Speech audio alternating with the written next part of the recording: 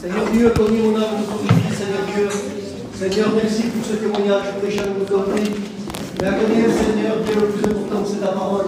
Bénis ton messager, voyez-le, Seigneur. Serre-toi de lui comme un canal de bénédiction. Et à toi revienne toute la gloire de la parole. Amen.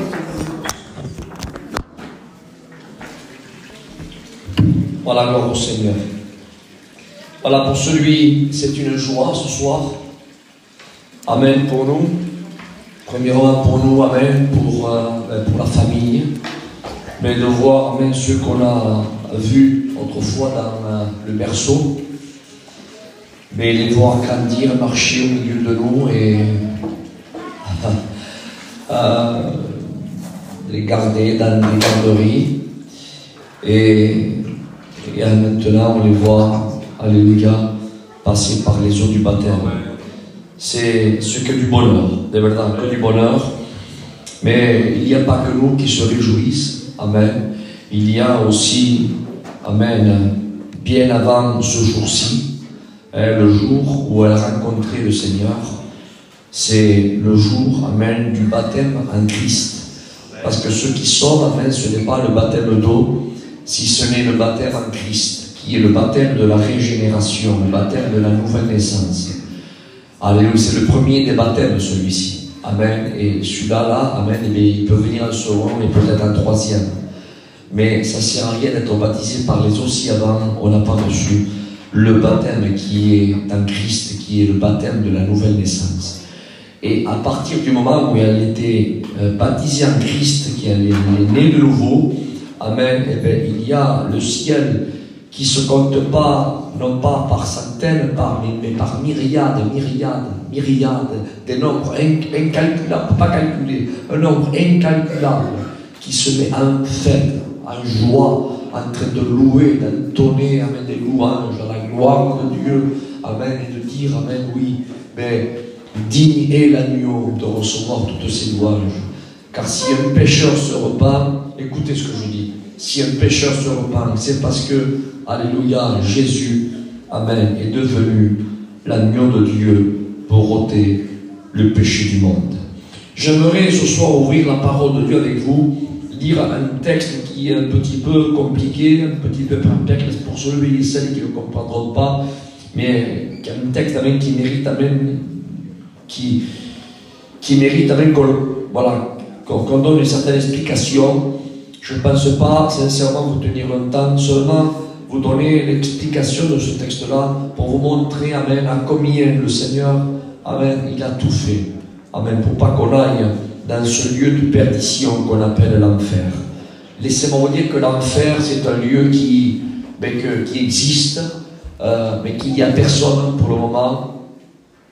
La Bible déclare, amen, c'est Jésus lui-même qui dira, retirez-vous de moi et allez dans le feu de la géhenne, dans le feu éternel qui a été préparé, dit le texte, qui a été préparé pour le diable et ses démons. Ça veut dire que l'enfer n'a pas été préparé en aucun cas pour les hommes. Dieu n'a pas créé l'enfer pour les hommes. Dieu a créé cette prison exceptionnellement, je dis bien exceptionnellement, pour le diable et pour ses démons. Par contre, écoutez ce que je dis, c'est un endroit qui est tellement terrifiant. Je ne suis pas ici pour vous faire peur ce soir, mais c'est un endroit qui est tellement terrifiant que Jésus a tout fait pour pas que tu y ailles. Les amens, c'est pas pour moi, c'est pour la gloire de Dieu, mais je veux le redire. C'est un endroit qui est tellement terrifiant, l'enfer, que Jésus a tout fait pour pas que tu y ailles. Tout. Il a tout fait. Et j'aimerais ouvrir la parole de Dieu avec vous dans un texte amen, qui se trouve dans le Deutéronome. C'est un chapitre amen, que je me sers en ce moment très souvent pour prêcher. Et je voudrais vous le lire. Écoutez ce que dit la parole de Dieu. C'est un texte amen, qui est, humainement parlant, qui est sincèrement incompréhensible. Je ne pense pas, je vous le dis devant Dieu, je ne pense pas qu'il y ait un père parmi nous ce soir ou une mère qui serait capable de faire ce que le peuple d'Israël faisait.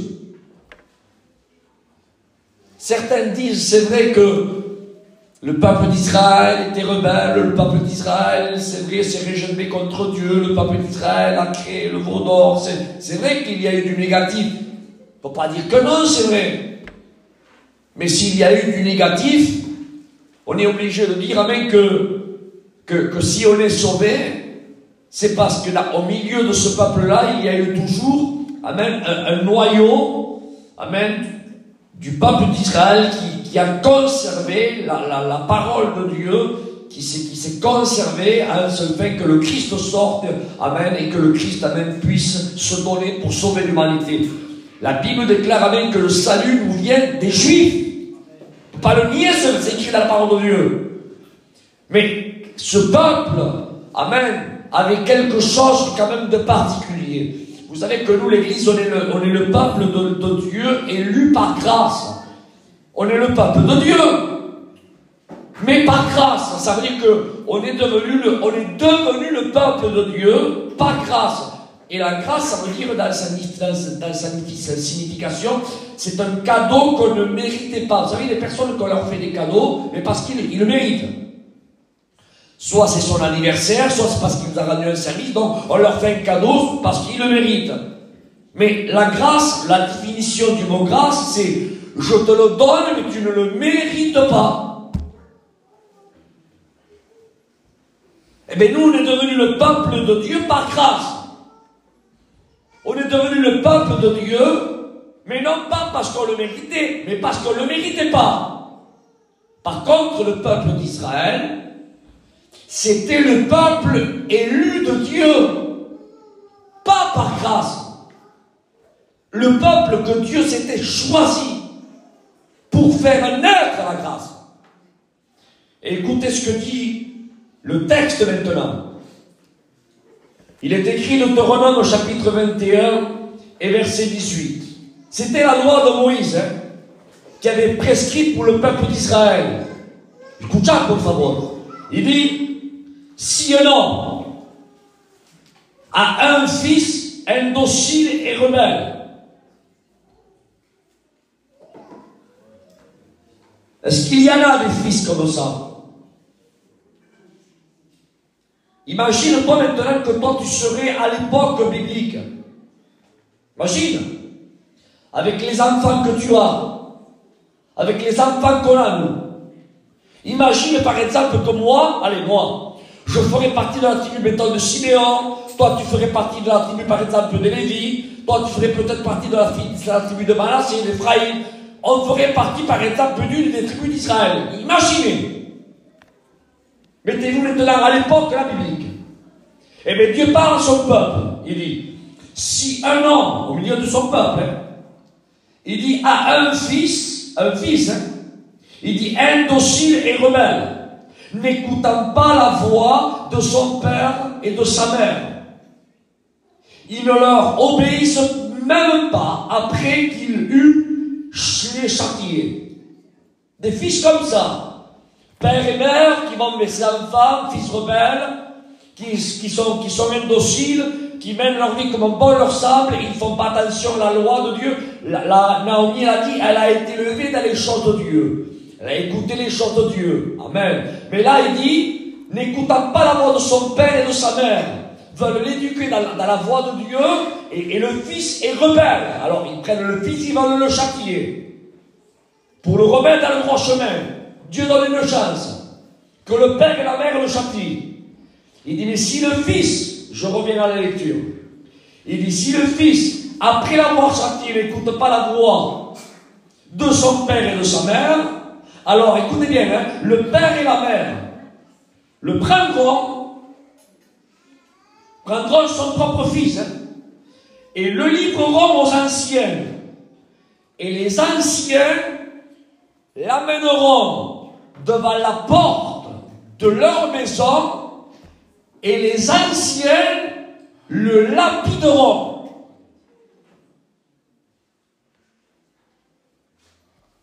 Mettez-moi s'il vous plaît de m'enlever la veste. Je ne sais pas si vous comprenez. Certains diront, c'est dur, c'est un message dur, ça veut dire quoi ça? Ben, maintenant, j'aimerais faire une deuxième lecture que vous connaissez de mémoire.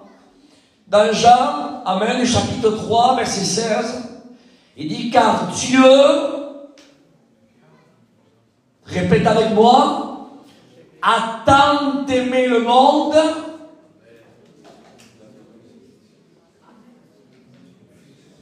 qu'il a quoi?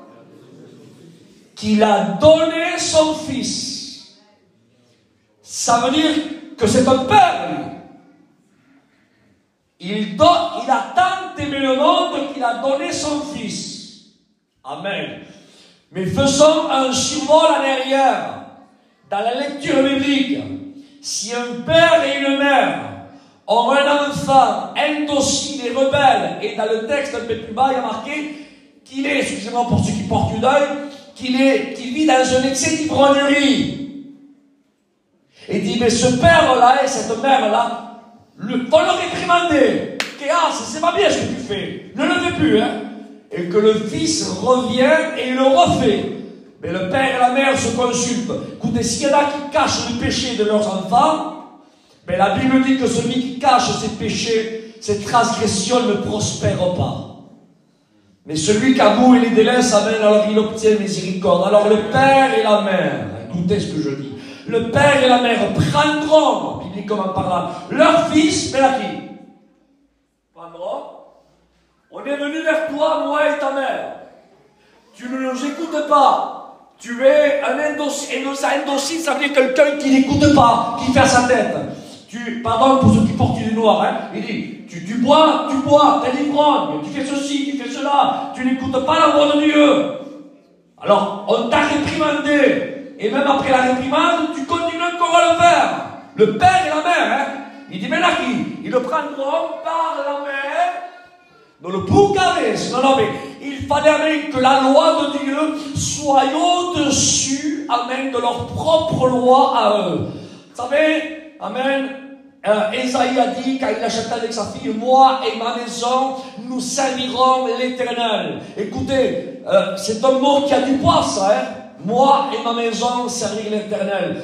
Ce couple-là, il pouvait le dire, moi et ma maison, nous servirons l'Éternel. Parce que servir l'Éternel, amen, c'est même quand il y a un fils qui nous met des entraves, même quand il y a un fils qui veut introduire le péché, mais quand moi et ma maison, on sert l'Éternel, même qu'il y a un lien là sentimental, filial, de père et de mère à fils, mais comme moi et ma maison, on sert l'Éternel, on prend le Fils, amen, et comme on est soumis à la parole de Dieu, on va le livrer vers les anciens.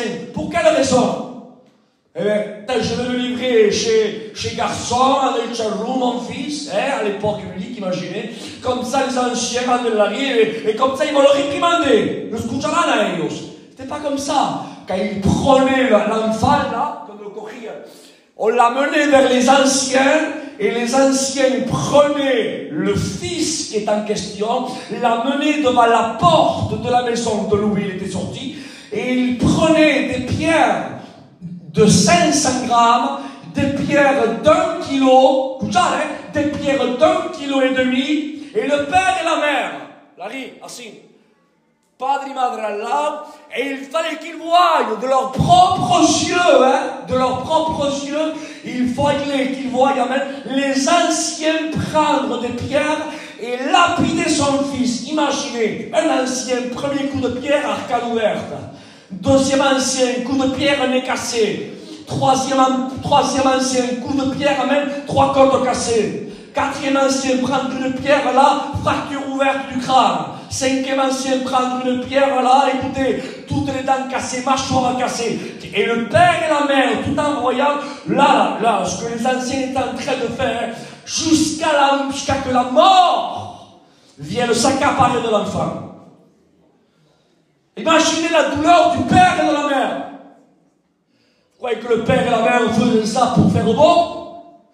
Vous croyez que c'était parce qu'ils ressentaient des frissons pour se démarquer dans nous des véritables chrétiens? Non, non, ils le faisaient parce qu'ils avaient vraiment la crainte de Dieu. Eux, oui, pouvaient le dire. Moi et ma maison, nous servirons l'Éternel. Ça veut dire même que même comme mon fils est là et il rentre dans ma maison et il essaye de m'amener le péché, mais comme celui qui domine ma maison, amen, c'est Dieu, alors mon fils ne passe pas au-dessus de Dieu, amen, et s'il faut que je dévoile mon fils pour la gloire de Dieu, je le fais. Maintenant, vous allez comprendre notre texte, parce que je sais que vous êtes assis dans la parole de Dieu. Amen. Il dit dans l'évangile, amen, de Jean, amen, de Luc, pardon, chapitre 15, les 3 conditions de perte. La brebis se perd, l'acte se perd et le fils se perd. Qu'est-ce qu'il dit, le fils? Amen, un des 2 fils. Il alla vers le père, un père avec 2 fils, et l'un des 2 fils alla vers le père et dit, donne-moi la part de mes biens qui doivent me revenir. Et le père maintenant on comprend pourquoi. Nous sommes des days. On comprend pourquoi le fils est venu. Donne-moi la part de mes biens. Parce que le fils, il avait un désir à l'intérieur de lui de pécher. Et il savait que s'il péchait dans la maison du Père, il savait que le Père, comme il était roi dans les voies de Dieu, il savait que le Père allait le prendre et l'amener vers les anciens, et les anciens allaient le lapider. Alors le fils, comme il ne veut pas mourir, alors il dit, donne-moi la part de mes biens qui doit me revenir. Et le père la leur donna, et le père partit. Et le fils partit pour un pays lointain, à un seul temps, pour que personne puisse le lapider, parce qu'il sortait hors du territoire d'Israël. Ça, c'est quand un fils péchait. C'était la loi mosaïque. Mais maintenant, j'aimerais, alléluia, élever la grâce. Car Dieu a tant aimé le monde. Alléluia. Car Dieu a tant aimé. C'est bizarre ça, hein? C'est bizarre. Pour nous, c'est bizarre. Mais Dieu a toujours fait le contraire de l'homme. Amen. L'homme, amen, si tu frappes sur la joue, eh bien, l'homme dit, mais frappe, mais bébé, rangi. Parle là, por favor. Qu'est-ce qu'il dit? Il dit, si tu te fais un coup de poing, c'est quoi la logique de l'homme? Eh bien, rangi. C'est quoi? Eh bien, si tu aurais la voiture, eh bien, rangi. Mais la logique de Dieu n'est pas la logique de l'homme. La logique de Dieu, c'est, si on te frappe sur la joue, eh bien, alors. Dieu fait complètement le contraire. Est-ce que vous comprenez ça? Mais dans la logique de la biblique, il dit, si un fils a péché, tu le prends. S'il a péché, hein, tu le prends et tu l'amènes pour qu'on le lapide et qu'il meure. Mais bibliquement parlant, hein, je suis en train de vous dire ça. Dans la logique de Dieu, Dieu est le seul Père. Et je veux un amen après ça, s'il vous plaît. C'est le seul Père qui a livré son Fils devant les anciens du peuple pour que le peuple crie « Libérez Barabbas et crucifiez Jésus ». C'est le seul Père qui l'a livré entre les mains des anciens pour un péché qu'il n'a rien fait.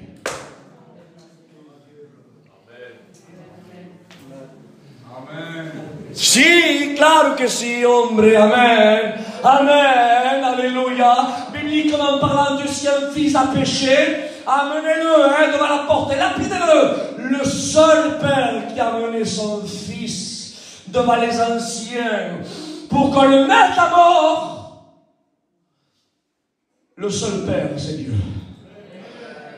Mettez la mort, pourquoi? Mais je vous pose une question. Dans les Deutéronomes, pourquoi vous mettez le fils là devant la porte? Pourquoi les anciens le lapident? Tout simplement, mais le père dirait parce que mon fils est un ivrogne. Mon fils, il est un dossier, il n'obéit pas, il n'a pas là, donc c'est normal. Mais posons la question maintenant, nous, à Dieu. Pourquoi tu livres ton fils? Pourquoi tu livres ton fils à la mort, Jésus? Quel péché a-t-il commis, Jésus? Je vous pose une question. Quel péché a-t-il commis qui mérite la mort? Voulez-vous qu'on pose la question à un homme? Hein? On va passer là sur un coin comme ça, je donne vite fait. Hein? On va passer sur le coin, si on serait à l'époque, là, on verrait passer Ponce Pilate, là.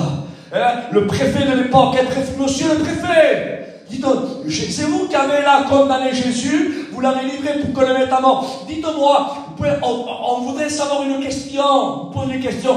Quel péché a-t-il commis pour qu'il mérite la mort? Le préfet Pilate nous répondrait, c'est écrit dans la parole de Dieu, noir sur blanc. Jésus dit, je ne trouve en lui rien qui mérite la mort. Amen. Non seulement il s'est lavé les mains, amen, mais il n'a trouvé en lui rien. Nada. Qu'as-tu fait? Jésus a dit à Jésus, qu'as-tu fait? Il dit, les Juifs t'ont livré à moi, qu'as-tu fait? Et Jésus dit à Pilate, il dit, mon royaume n'est pas de ce monde. Tu le dis, je suis roi.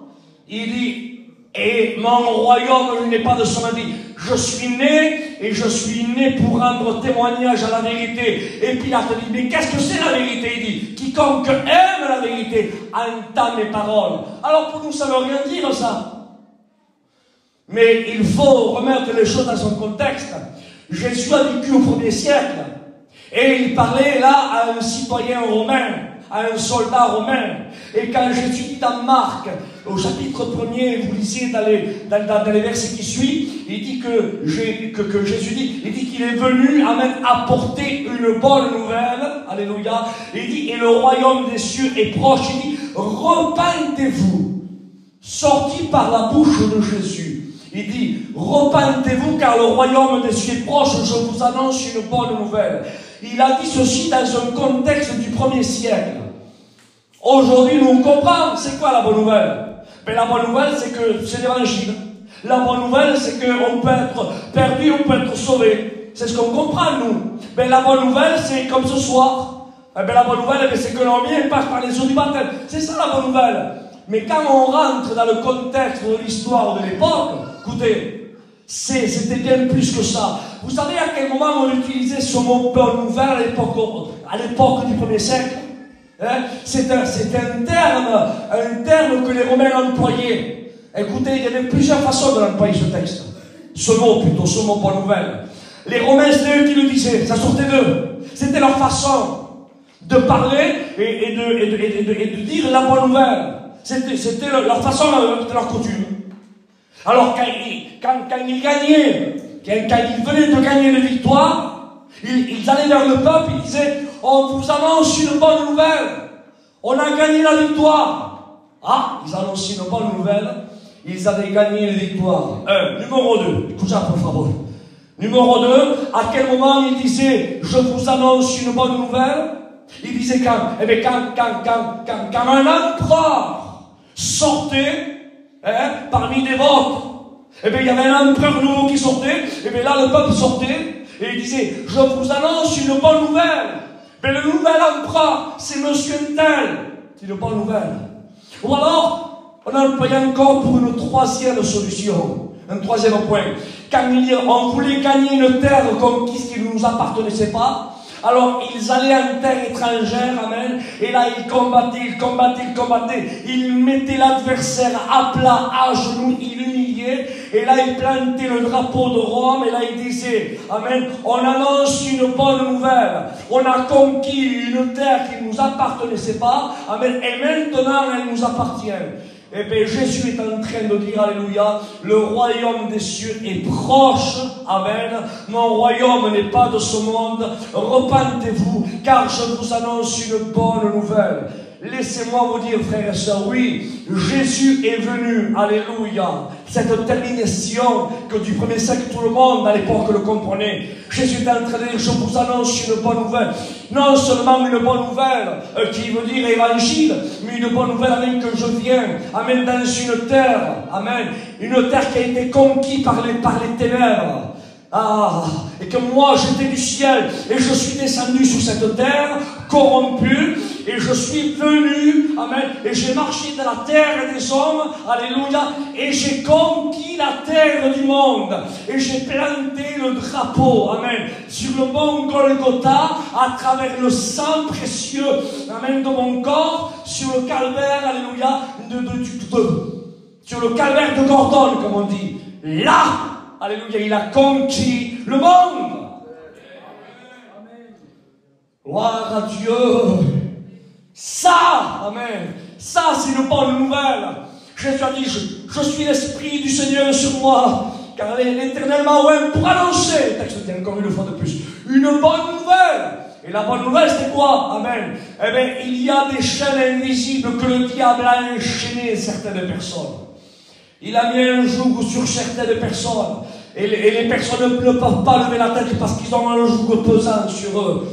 Des chaînes invisibles d'alcool, de drogue, excusez-moi pour ceux qui portent les doigts, mais réellement des oppressions et tout ce que vous voulez, le péché est là, et le diable avait conquis. Mais Jésus dit, amen, l'Esprit du Seigneur l'Éternel est sur moi, car l'Éternel m'a oint pour annoncer une bonne nouvelle. Et c'était quoi la bonne nouvelle? Il dit, pour rendre libres les opprimés, c'est-à-dire pour rompre cette chaîne invisible. Ça, c'est la bonne nouvelle. Et moi, je voudrais vous dire, frères et sœurs, que la bonne nouvelle a été annoncée à 2000 ans, mais elle continue d'être encore annoncée, et elle fonctionne. Amen. Elle fonctionne, alléluia. Elle fonctionne tellement, amen, qu'avec un petit brasier de 12 hommes, alléluia, un petit brasier de rien de tout, une étincelle, alléluia, amen, qui a démarré à travers l'accomplissement du Christ, amen, à travers la mort et la résurrection, et à travers 12 hommes, amen, ont commencé, alléluia, à évangéliser. Le nombre, amen, des disciples a augmenté, alléluia, de 500, et après de 500 à 3000, et de 3000, amen, à 5000, et après Paul a commencé, amen, à faire des voyages missionnaires, à évangéliser, amen, à exhorter, à planter des églises, à Éphèse, à Smyrne, à Pergame, les 7 églises de l'Asie mineure ont été là, et après, amen, il est allé même, son désir était même, il voulait même aller à l'Espagne, il n'a pas eu le temps d'y aller. Parce qu'il a été décapité avant. Mais si Paul avait pensé à l'Espagne, si le diable l'a stoppé avant qu'il y aille, j'aimerais un amen après ça, amen. Dieu a son temps, amen, il a pensé encore à l'Espagne, il a envoyé encore d'autres messagers, amen, et aujourd'hui, il y a plus de 6000 prédicateurs, 1500 églises, et elle a touché notre mission est évangéliser 54 nations, la Bible est traduite dans plus de 2200 langues, écoutez ce que je vous dis, mes frères et sœurs, je vous annonce une bonne nouvelle, c'est que Christ a triomphé sur le mont Golgotha, amen, et le problème que tu as, amen, c'est le miracle qu'il y avait hier, il est capable, oui, ce soir, si tu le veux, amen, alors ton problème peut rester là, au pied de la croix. Mais il faut que tu le veuilles. Écoutez, je ne vous prêche pas seulement pour faire une belle prédication. On n'est pas là pour faire du vite fait du backlash parce que c'est le jour de baptême. Je ne prêche pas pour sauver Naomi, elle est déjà sauvée, elle. Alors pourquoi faire du prêche ça, comme message d'évangélisation? Parce que l'occasion est donnée, amen, où il y a des inconvertis qui sont venus pour faire plaisir peut-être à Naomi, amen, et c'est un moment favorable, amen, pour s'adresser vers toi et pour te dire, amen, change le fusil d'épaule. Amen, convertis-toi, non pas un homme, convertis-toi, non pas un mouvement, n'adhère pas, non, seulement à une sélection d'ethnies, de familles ou de branches, non, mais adhère à la parole de Dieu, accepte le Christ, accepte Jésus, accepte l'agneau de Dieu, la bonne nouvelle, elle est là.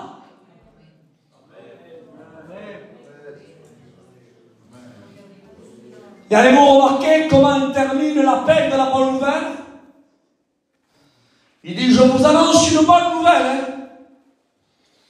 En quelques mots, j'ai conquis ce que les hommes n'arrivaient pas à conquérir. J'ai racheté ce que personne ne pouvait racheter. J'ai libéré ce que personne ne pouvait libérer.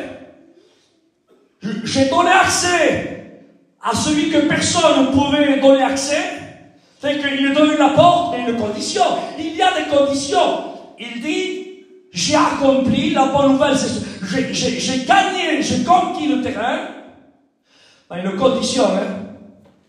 La condition, elle rentre maintenant. Il dit, levez vos mains. C'est pas marqué comme ça. Il dit, levez-vous. C'est pas marqué comme ça. Il dit, repentez-vous. Le problème aujourd'hui, c'est que ça marche pas, ça marche pas. Ça marche pas pour moi. C'est que Dieu ne veut pas, moi. Moi, je suis rien pour moi. Mais t'as vu comment tu es? Tu ne reconnais pas ta misère. Tu ne reconnais pas ton péché. Tu ne reconnais pas le mal que tu fais à Dieu. Car j'aimerais revenir. Si un fils était rebelle, il fallait qu'il soit livré entre les mains là des anciens et que les anciens le lapident. Mais j'aimerais que tu pèses à sa juste valeur. Le seul fils qui a été livré. Le seul fils qui a été livré pour avoir commis aucun péché. Ni uno. Non possible. Un père qui livre un fils pour le mettre à mort. Mais il a fait quelque chose, non? Mais si on lui pose la question à Dieu, mais pourquoi tu le livres à la mort? Eh bien, je le livre pour toi.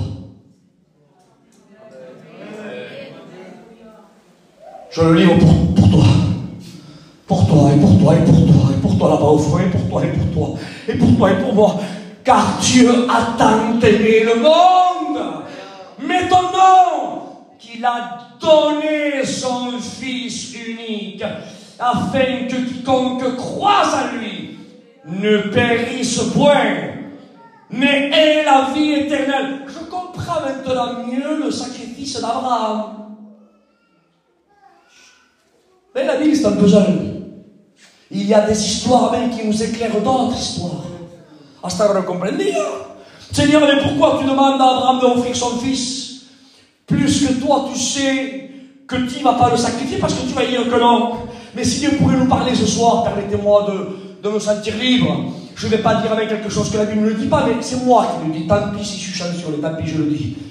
Parce que je l'ai à cœur et je le dis. Si on pourrait lui poser la question, mais Seigneur, pourquoi tu dis à Abraham, Abraham, donne-moi ton fils, ton unique, celui que tu aimes? Donne-moi-le. Mais mon fils, s'il pourrait parler, lui. Mais mon fils, c'est pas un drogué, mon fils, c'est pas un rebelle. Mon fils, c'est pas que mon fils, il est obéissant, c'est mon fils, je l'aime, il est tout combien. Je ne dois pas le livrer, le mettre à mort. Pourquoi tu le veux? Pourquoi tu veux que je le mette à mort? Si Dieu pourrait nous parler, il nous répondrait, il nous dirait, parce que je veux que tu ressentes ce que moi je vais ressentir un jour.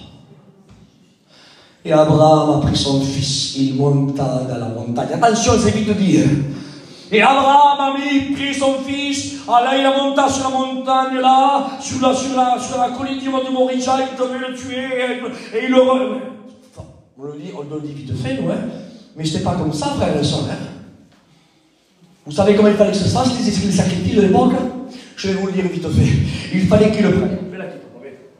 Imaginario mi hijo mío, Señor. Imagine, si. Escucha, por favor, si vous voulez, je me mets à genoux devant Dieu. Que vous compreniez cette histoire. Pour pas que ça passe du bâclage vite fait. Allez, d'accord, allez vite, on passe au pain. C'est pour donner la gloire à Dieu. Car si le baptême est là ce soir, c'est ça, la gloire est à Dieu. Est-ce que vous comprenez ça? C'est vrai que les jeunes s'occupent, mais la gloire est à Dieu. Si l'église elle est là, c'est la gloire est à Dieu. Toute la gloire est à Dieu. Abraham, donne-moi, vas-y. Et Dieu dans le ciel, il le regarde, le mira. Tu vas ressentir ce que je vais ressentir moi un jour, parce que dans son omniscience, Dieu savait ce qu'il allait faire, parce qu'elle me dit dans l'épître de Pierre, il dit que l'agneau de Dieu était immolé avant la fondation du monde. Esto nos despasa, hein? Le monde a été créé, non en 6 jours, oui ou non? Hein? Il y a un soir, un matin, 7 jours, hein? Et après il y a eu le déluge. et après il y a eu Lot, hein, et après il y a eu Abraham, Moïse, Juda, etc. Non, c'est pas dire, non? Mais la Bible dit qu'avant que Dieu crée le monde, la Bible dit que Dieu déjà, dans son omniscience, l'épître de Pierre dit qu'avant que Dieu crée le cosmos, il avait déjà préparé l'agneau immolé.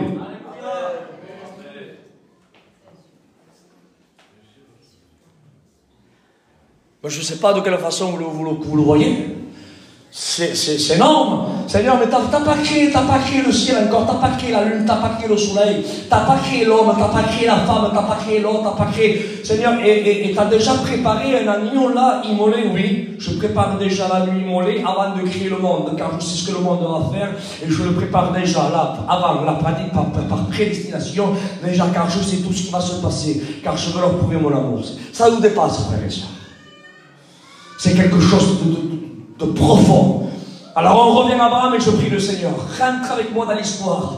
Allez, ben papa, ben mi hijo, ben. Allez, ben, on vamos papa. Il lui a rien dit à son fils. Viens. Son fils, c'est là, sûrement, sa monture, prend le bois, et il monta dans une petite colline. Écoutez bien, hein, et pour que personne ne le stoppe. Parce que si moi on me voit sacrifier mon fils, là je prends par exemple Maël et Juanico, mais sûrement qu'ils vont m'arrêter, hein. C'est Jacques Estralog ou quoi? Mais ça va pas. Non. Restez là. Moi le petit monde. À mon avis, pour pas qu'il y ait d'obstacle à l'obéissance. Regardez comme Abraham voulait obéir à Dieu. Il prend l'enfant, il prépare l'autel, hein. Il a le temps de réfléchir, hein. Et une pierre, 2 pierres, 3 pierres, 4 pierres. Imaginez que le pépitre sur l'autel. Il met du feu, il met tout ce qu'il met, il prépare tout. Il prend son fils. Allez, souvez papa, souvez. Il est où l'agneau? Il est où le... Souvez papa. Et l'enfant, sans broncher, sans rien dire, il s'allonge là. Imaginez, il s'allonge sur l'autel. Et les sacrifices de l'époque, bibliquement parlant, il fallait qu'il prenne le poignard, il fallait qu'il égorge. Yavale un golpe et pas non, c'est pas comme ça, hein. Les sacrifices bibliques, il fallait qu'il l'égorge, qu'il se vide de tout son sang, et une fois que le sang était vidé, il fallait qu'il prenne une allumette, enfin je sais pas si elle avait à l'époque, mais il fallait qu'il mette le feu. Allez, venga. Et une fois que le feu était là, Abraham contemplait là maintenant son fils, non seulement se vider de son sang, mais une fois qu'il s'est vidé de son sang, il fallait que maintenant il le voie se consumer. Il voyait peut-être son bras, sa jambe, ses oreilles, son nez être calcinés. Et une fois que tout était bien calciné par l'autel, là, Abraham savait, quelle foi, il savait que des cendres, Dieu allait reformer le corps de son fils, il aurait redescendu avec lui. Amen. Vous savez, quand on parle d'Abraham, frères et sœurs, croyez-moi, ce n'était pas n'importe quoi. Vous le dites delante de Dieu. Et Abraham, c'était pas du pipeau, hein. Excusez-moi pour mon jargon. Là, hein. Il était à 2 secondes de Gastava, hein. Bueno, le gitan il est tellement ambitieux. Il a monté, hein. On ne sait pas s'il aurait fait, hein. On ne sait pas s'il aurait fait, hein. Comment on ne sait pas s'il aurait fait? Vous savez qui c'est qui a marqué l'histoire d'Abraham, là? Qui? Dis-le fort. Moïse. Mais il y a un problème. C'est que Moïse est venu à peu près entre 1000 et 1500 ans plus loin qu'Abraham. Mais cette histoire-là parle de 1000 ans en arrière, toi. C'est de l'oublier. Pero Samuel, hace 50 años nos acordamos. Enfin, surtout nous, on n'a pas encore 50 ans. Mais il y a 30 ans, des fois on ne se rappelle pas des détails. Mais Dieu, lui, il n'y a rien qui s'échappe de sa mémoire. Et regardez, pour prouver l'authenticité avec de la véracité avec du cœur d'Abraham, que Dieu révèle à Moïse. Moïse écrit l'histoire là, du début de la création, mais il y a une histoire secrète que je veux que tu écrives que personne n'a dit. Là, je veux que je te donne des détails. Il y avait un homme qui s'appelait Abraham, vous le connaissez, oui, vous êtes sortis tous de lui. Et bien son histoire, voilà, moi je l'ai appelé à sortir là de sa contrée. Il a scellé là sa monture, il a pris du bois, il a pris son fils. Et tu sais, écris Moïse, parce que moi je suis Dieu et mon œil voit tout. Et il connaît le son des cœurs et les reins. Et moi j'ai vu Abraham, je veux que tu le saches et je veux que tout le monde le sache. Et que tous ceux qui liront son histoire, je veux qu'ils sachent qu'Abraham était non seulement mon serviteur, mais qu'il était le père de la foi, mais qu'il était mon ami. Et quand je lui dis quelque chose, il a accompli jusqu'à la fin. Marque-le qu'il est monté, marque qu'il a pris l'autel, marque qu'il a pris le fils, et marque qu'il a pris là le couteau, et marque-le bien, jusqu'à la fin, marque-le Moïse, et qu'il allait là l'empoignarder. Et jusqu'au moment qu'il allait l'empoignarder, il a fallu que je lui dise stop. Marque-le Moïse. L'ossi, hein.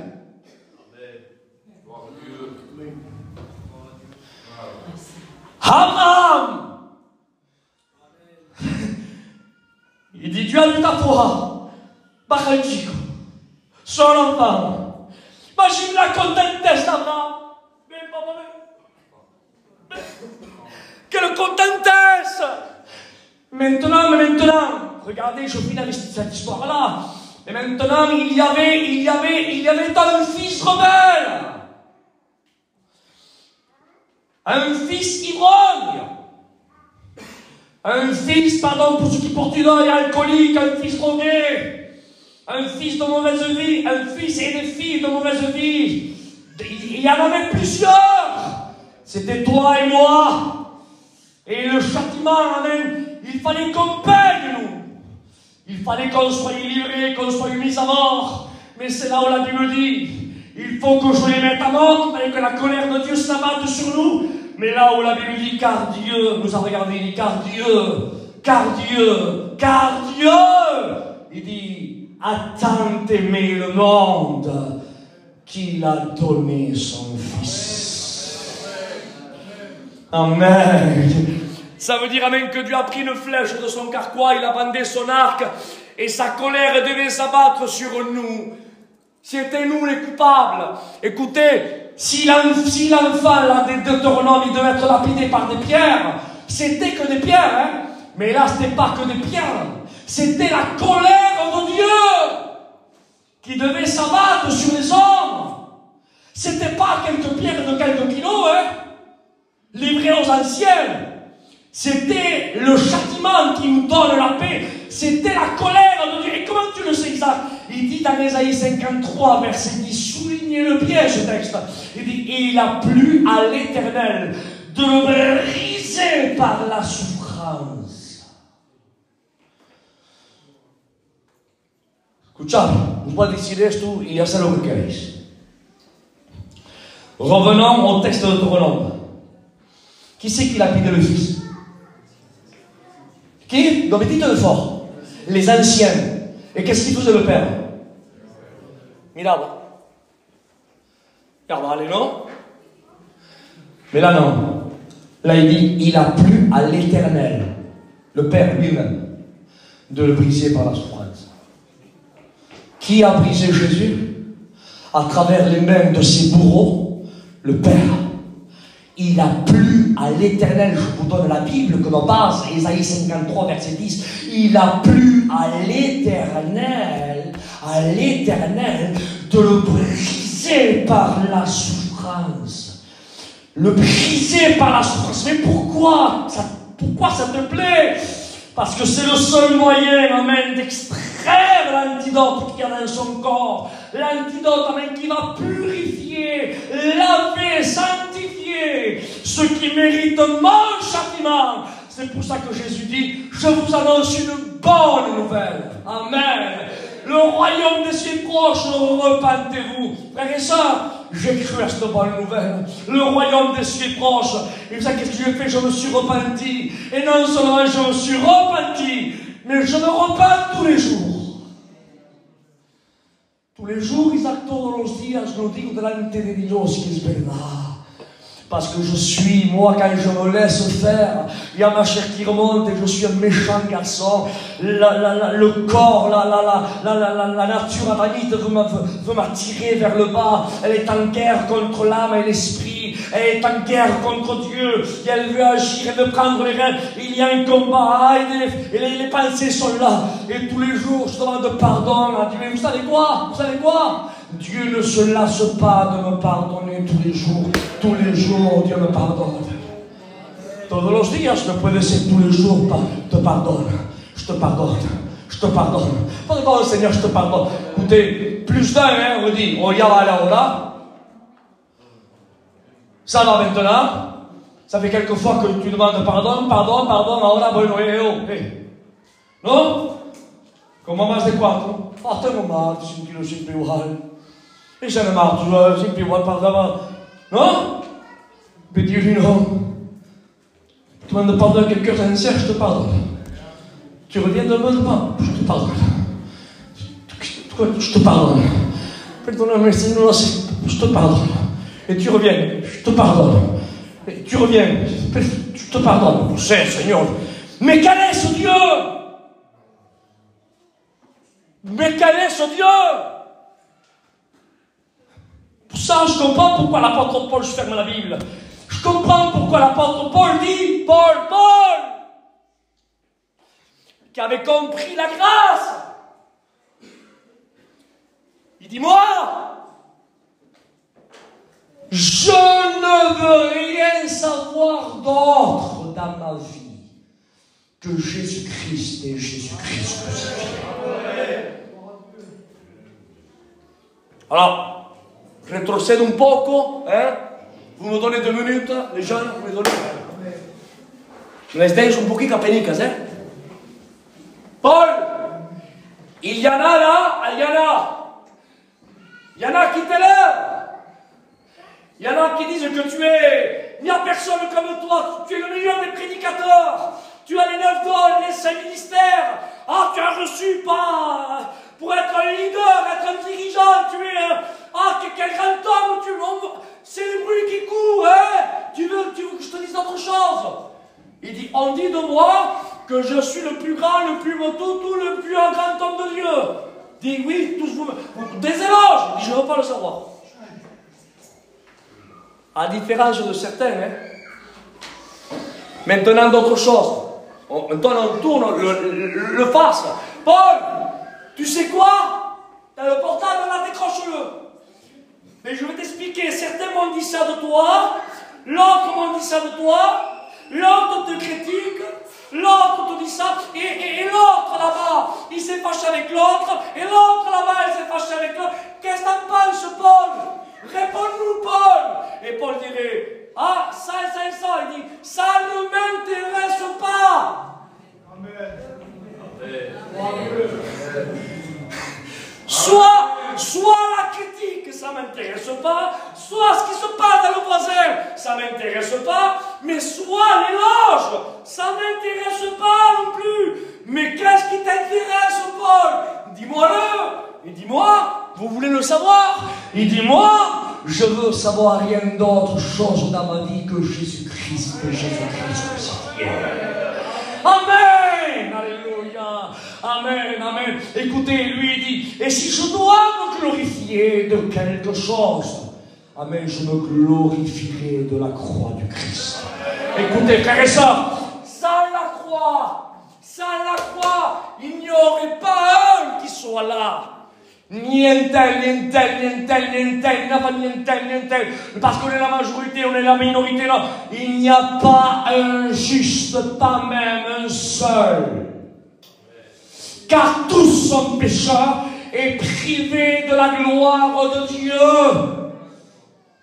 Mais car Dieu, et je termine maintenant, a tant aimé le monde. Maintenant on comprend ce mot, d'accord? Tant aimé qu'il a donné son Fils. On ferme nos yeux, nous prions le Seigneur. Seigneur, nous te louons, nous te rendons grâce pour ta parole qui a été annoncée, Seigneur. Seigneur, elle ne revient pas à toi sans avoir accompli tes desseins, avoir accompli ta volonté. Seigneur, nous te remercions pour le tout accompli. Te remercions, Seigneur, pour le calvaire que tu as subi. Merci parce que tu as pris notre place.